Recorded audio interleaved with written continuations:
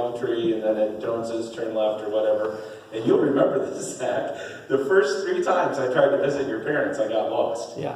And now we all have, now 911 service finally arrived in Lamont, Kansas, and we have addresses that we don't like.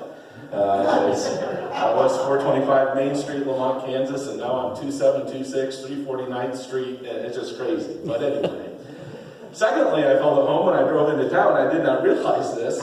One of Dirt Roads Network's core hub churches is in a place called Minong, Wisconsin. And in Minong, there's this giant Jack Link's factory there. It might even be the headquarters, I don't know. But Minong is a place I've been many times. I'm driving into town and I say, oh my goodness, hey, everywhere there's beef jerky, we need a good church. What do you think? And then, of course, just to be with Zach and just to really enjoy his family. Really appreciate that. I have kidded Zach that I may share today from his infamous speech that he gave when he was a senior in high school. Actually, you were a junior in high school. Yeah. For senior class president. You were running for senior class president, was it not? I think so, yeah. And his brilliant wisdom that won the day was that we may not know the future, but we know that leaves turn brown in the fall. And I don't know why that I don't know why that resulted in a standing ovation from the student body, but it did. So something like that anyway, I believe. So anyway, my commitment as a person, while I suppose every once in a while I do end up in churches from larger towns. Yeah, don't worry about that. That doesn't bother me unless it bothers you. No, it is. Okay, good deal. My commitment is to rural areas, rural America, primarily. And as the president and founder of Dirt Roads Network, we're just committed to transforming rural America by revitalizing and planting life-giving churches in small towns. It's my phone. All right, there we go. I told Zach I probably should use a Bible, but it's all on my phone. Very good. Very good. So our commitment is to seeing rural America transformed by revitalizing and then planting life-giving churches. And one of the things that people don't realize unless they live in rural America is that rural America is now the new inner city. In most of the communities that I minister in and where we have Dirt Roads Network churches, what we discover is that there are 2 cultures. And many of us that are in the church culture are a part of one of those cultures. And that culture is the group that has been there for some time. We have roots. We are financially responsible. We own property. We believe in education. All of those things. And then there is another culture that exists in our small towns that loves the cheap housing, that is very transient. Most times, object poverty is a part of that. A different lifestyle is lived than by those who've been around for some time and are established and understand values like hard work, for example. And there's many times a complete separation between those 2 cultures in the same town. Because the only place you intersect would be those who are involved in education or in law enforcement or in healthcare. And so if you go to a nurse or a teacher and you ask them, like you're a part of that culture that's been there a very long time, and you ask them, they paint a picture of your town and of your community that's far different than the one that you see because it happens right under our noses. In our community, I think the first time that I really woke up to that, and Zach was still in town at that time, Lamont is a little town of 40 people, literally, and I mean, this is a big town compared to where Zach grew up. Madison, which is where he went to school, is a town of 900 right now. We played 8-man football. All the rural stuff was there. We thought it was a pretty safe place. And then our sheriff was killed 3 miles from our church while conducting a drug bust. And all of a sudden, you become very aware that there's a different culture all around you. So the passage of Scripture that I really felt drawn to share today is Matthew chapter 9. And I'll try not to preach more than an hour, Zach, because I know you don't like that. You don't like me to go too long. But in Matthew chapter 9, we get a picture of Jesus' life. I mean, Matthew chapter 5, 6 and 7 is Jesus on the mount, sort of showing us the new law. Moses, who had went to the mount and received the first law, Jesus now on the mount is giving us the second law. So we get the teachings of Jesus in the Sermon on the Mount. And then we begin to see a description of his ministry. And in Matthew chapter 9, beginning right around verse 35, we find these words: Jesus went through all of the towns and villages. And I'm not a person who wants to pretend that all of us need to know the original language of the Bible, but literally it says that he went through all the polises, like we get the word metropolitan from that. So he went through the big cities, but then he went through the coma, which is the villages. And a village, by definition at that time, was a community of less than 150 people. And so Jesus went, yes, to the cities, but he also went to the villages.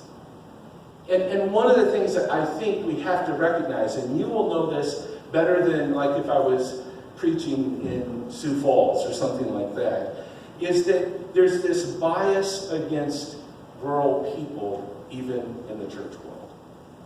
And I'm just going to call it like it is. I'm a pretty straight, us rural people don't need to pretend. We just, we sort of say it like it is. If two people graduate from ministry training, whether it's they go to seminary or they take another track, when they come out of that, if one of them says to us, I am called to a remote village in Africa, we celebrate that.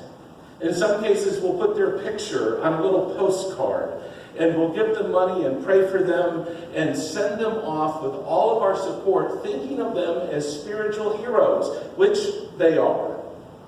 And when they get there, we tell them, whatever you have to do, learn the language, contextualize it, love those people, and we don't ask them to send us attendance reports and financial reports and building reports and expect them to build a suburban church in rural Africa.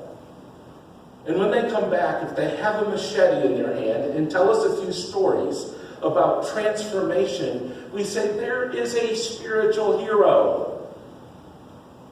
But if the second person says, I feel called to Alpena, South Dakota, we wonder, maybe they need to cut their teeth before they get a real job. Before we put them in a bigger church, let's let them, because, people will tell you the average pastor needs to preach 200 sermons. Some people say 200, I better not say that word, bad sermons before they really find their voice. And so we use the small towns to train people, and if they do well and the church grows, God forbid that happen for the church, because the minute it happens, what do? We grab that pastor and we take her or we take him and put him in a big setting immediately, because the good pastors belong. Are you guys with me on this? But Jesus went to the metropolitan area, but he went to the coma as well. He went to the villages. As a matter of fact, it says in other places that he actually went to the places that have names where people don't live. It's a word called topos. We get, like maps, sort of the idea behind it. Places with names, but where there's not enough people to even say it's a village. Jesus went to those places. My passion, however, is not to convince denominational and national leaders that rural ministry is in fact a mission field, because it is. Because you may not be aware of this, because sometimes we're not. Do you know that a teenager that's raised in a rural area in America is twice as likely to commit suicide as a teenager in suburbia? And is twice as likely to be a drug addict as someone in suburbia? As a matter of fact, their chances are the very same as an inner city kid. That's where we are today. So my concern isn't just to convince denominational leaders, whatever denomination it might be, that Jesus is interested in the mission field of rural America. My concern is that there are a lot of churches in rural America that don't seem to understand that they're missionaries. And they, by the way that they treat their community, act as if rural ministry doesn't matter. And I'm not saying that of you, I'm just telling you what my ministry is about.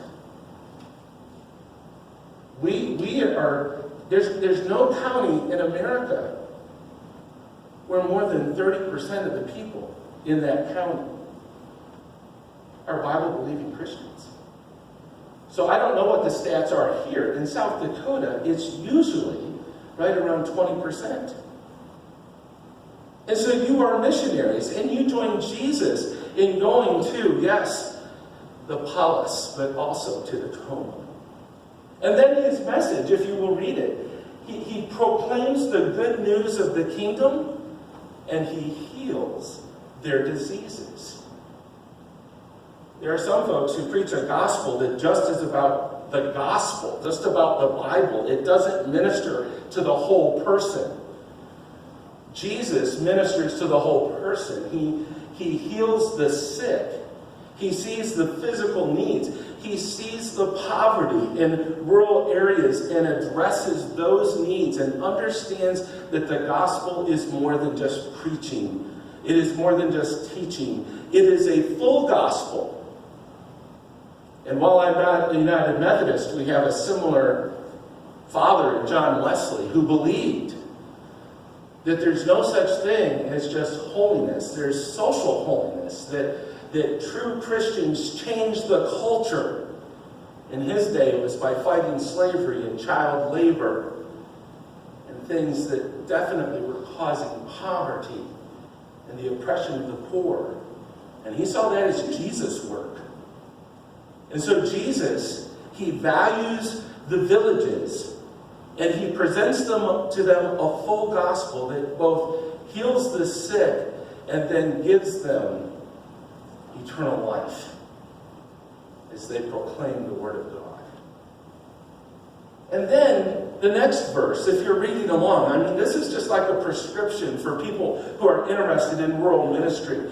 Jesus, it says that he looks at the crowds and he's moved with compassion. As he's going through rural areas, he's moved with compassion because he sees the people as being harassed and helpless, like sheep without a shepherd. Jesus doesn't excuse away sin. That isn't the way that he is. I mean, God is the one who told us, do not be mocked. Don't try to mock God. A person reaps what they sow. There's consequences to actions.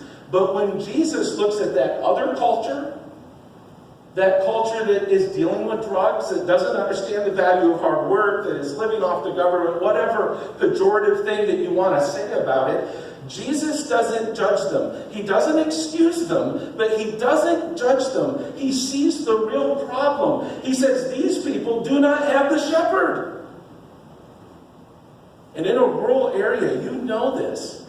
We read body language, and when I walk into a church, I know whether or not I'm being judged or not. And I know I'm in a community where everybody knows what I've done, right?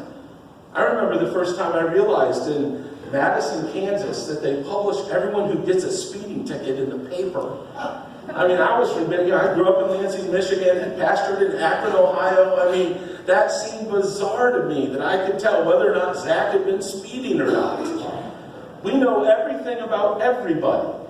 And without meaning to sometimes, those who are missionaries to rural America, in their churches, when someone walks in, may not present a Jesus who's moved with compassion and sees people who are messed up as people who simply are sheep without a shepherd.